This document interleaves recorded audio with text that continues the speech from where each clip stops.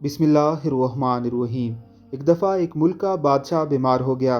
जब बादशाह ने देखा कि उसके बचने की कोई उम्मीद नहीं, तो उसने अपने मुल्क की राया में ऐलान करवा दिया कि वो अपनी बादशाहत उसके नाम कर देगा, जो उसके मरने के बाद उसकी जगह एक रात कब्र में गुजारेगा।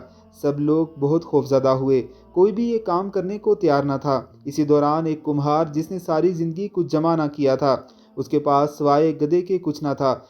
उसने सोचा कि अगर वो ऐसा कर ले तो वो बादशाह बन सकता है।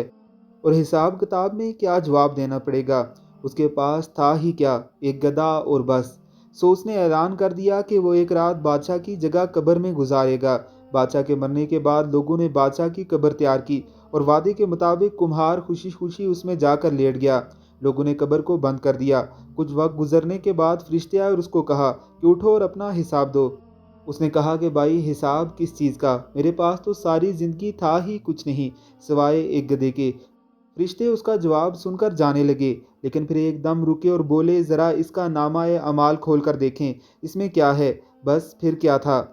सबसे पहले उन्होंने पूछा कि हाँ भाई, फ़लाँ फ़लाँ दिन तुमने गधे को एक वक्त भूखा रखा था। उसने जवाब दिया कि हाँ। फौरी तौर पर हुक्म हुआ कि उसको 100 धुर्रे मारे जाएं। उसकी खूब धुनाई शुरू हो गई। उसके बाद फिर फरिश्तों ने सवाल किया कि अच्छा ये बताओ, फ़लाँ फ़लाँ दिन तुमने ज़्यादा वज़न लाद कर उसको मारा था।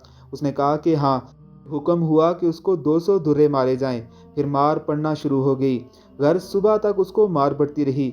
बस सब लोग इकट्ठे हुए और कब्र कशाई की ताकि अपने बादशाह का इस्तकबाल कर सकें। जैसे ही उन्होंने कब्र खोली तो उस कुमार ने बाहर निकलकर दौड़ लगा दी। लोगों ने पूछा, बादशाह सलामत किधर जा रहे हैं। तो उसने जवाब दिया कि भाइयों, पूरी रात में एक गधे का हिसाब नहीं दे सका तो पूरी राया और ममलिकत का हिसाब कौन देता फिरे। क्या आपने कभी सोचा है कि हमने भी हिसाब देना है।